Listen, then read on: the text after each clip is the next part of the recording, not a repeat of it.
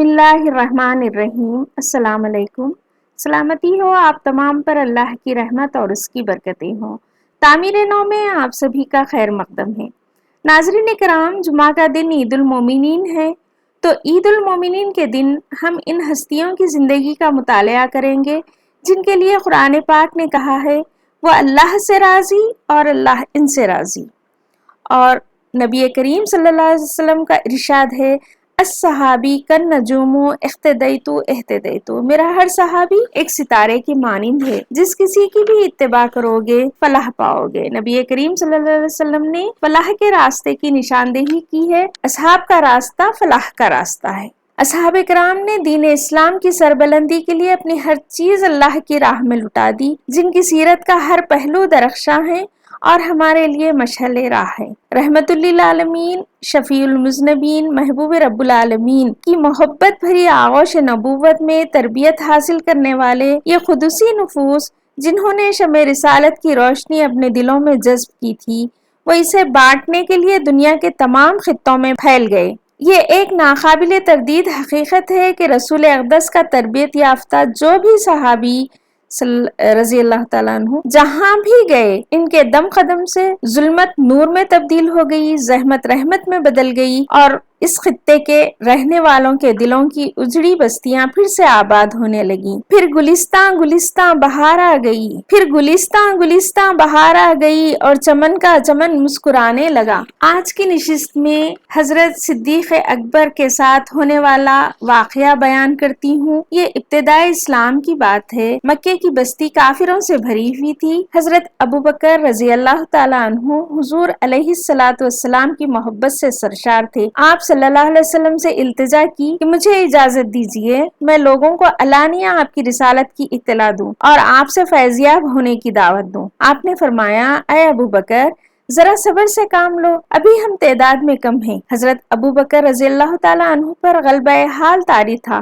انہوں نے پھر اصرار کیا، حتیٰ کہ حضور علیہ الصلوۃ والسلام نے اجازت دے دی۔ حضرت ابوبکر رضی اللہ تعالیٰ عنہ نے بے خوف و خطر لوگوں کو اللہ اور اس کے رسول کی طرف دعوت دی۔ حضرت ابوبکر صدیق پہلے خطیب ہیں جنہوں نے اللہ اور اس کے رسول کی طرف بلایا۔ کیا ہے کہ مکے میں بہت زیادہ لوگ مسلمان نہیں ہوئے تھے، بہت سارے لوگ مشرک تھے اور جہالت میں ملوث تھے، تو مشرکین مکہ آپ پر ٹوٹ پڑے۔ اس دعوت میں مشرکین مکہ آپ پر ٹوٹ پڑے اور آپ کو سخت پیٹا اور روندا۔ عتبہ بن ربیعہ نے آپ کے چہرے پر بے تحاشا تھپڑ مارے۔ وہاں مکے میں کیا تھے، بہت سارے قبیلے تھے، تو آپ قبیلہ بنو تمیم سے تھے، حضرت ابوبکر صدیق قبیلہ بنو تمیم سے تھے۔ آپ کے قبیلے کے لوگوں کو خبر ہوئی تو وہ دوڑے ہوئے آئے اور مشرکین سے انہیں چھڑا کر ان کے گھر چھوڑائے۔ حضرت ابوبکر صدیق بے ہوش تھے، لوگوں کا یہ خیال تھا کہ وہ زندہ نہ بچ سکیں گے۔ وہ دن بھر بے ہوش رہے، جب شام ہوئی اور آپ کو ہوش آیا تو آپ کے والد اور قبیلے کے لوگ آپ کے آس پاس کھڑے تھے، لیکن ہوش آتے ہی پہلی بات انہوں نے یہ کہی کہ رسول اللہ صلی اللہ علیہ وسلم کہاں ہیں اور کس حال میں ہیں۔ یہ سننا تھا کہ ان کے قبیلے کے لوگ سخت برہم ہوئے، ان کو ملامت کی اور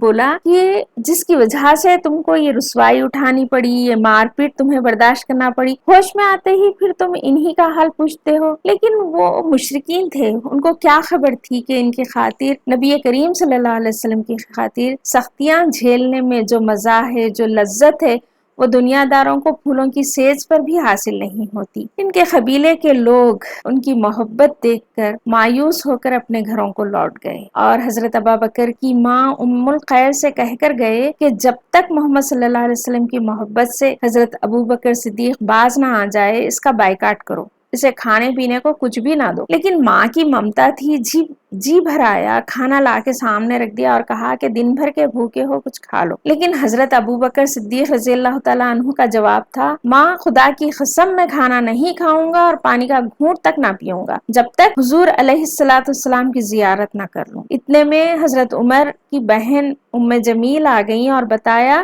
کہ آپ صلی اللہ علیہ وسلم بخیریت ہیں اور دار ارقم میں تشریف فرما ہیں۔ دار ارقم اسلام کا پہلا مدرسہ ہے اور اس وقت ایک گھر تھا جہاں پہ چھکر مسلمان عبادت کیا کرتے تھے، وہاں پہ اصحاب کرام کی تربیت ہوتی تھی، تعلیم ہوتی تھی۔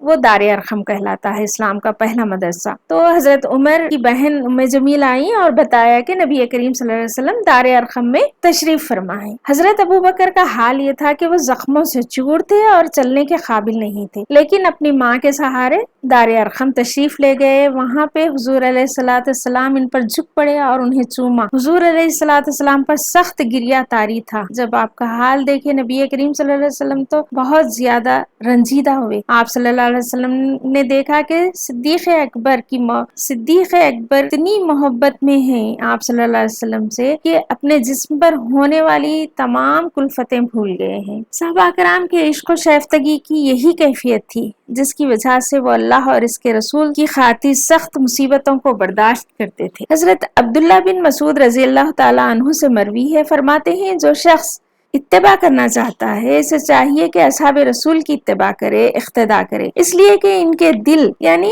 اصحاب کرام کے دل ساری امت سے زیادہ نیک اور پاک ہیں۔ ان کے علم میں سب سے زیادہ گہرائی ہے، وہ سب سے کم تکلف کرنے والے لوگ، وہ سب سے زیادہ سیدھی راہ پر تھے، ان کے حالات سب سے بہتر تھے۔ یہ وہ لوگ ہیں جن کو اللہ تعالیٰ نے اپنے پیغمبر کی صحبت کے لیے چن لیا تھا، بس تم سب ان کی قدر و منزلت کو پہچانو، ان کے نقش قدم پر چلو، اس لیے کہ سیدھی راہ پر گامزن یہی لوگ تھے۔ ناظرین کرام، انشاءاللہ حیات صحابہ کے درخشاں پہلو کے عنوان کے تحت نورانی واقعات کا سلسلہ جاری رہے گا، جو انشاءاللہ اور یقیناً آپ کے لیے حیات بخش ثابت ہوگا اور اس سے آپ کی شخصیت میں انشاءاللہ نکھار پیدا ہوگا۔ میری آپ سے ایک ریکویسٹ ہے کہ ان واقعات کی کلپس آپ ضرور سنیں اور اپنے بچوں کو بھی ترغیب دیں، اور میرے متعلقین کے لیے اخلاص، ایمان، تقوی، جہاد اور ایثار کی لازوال دولت میسر آنے کی دعا فرمائیں۔ جزاکم اللہ خیرا کثیرا، والسلام۔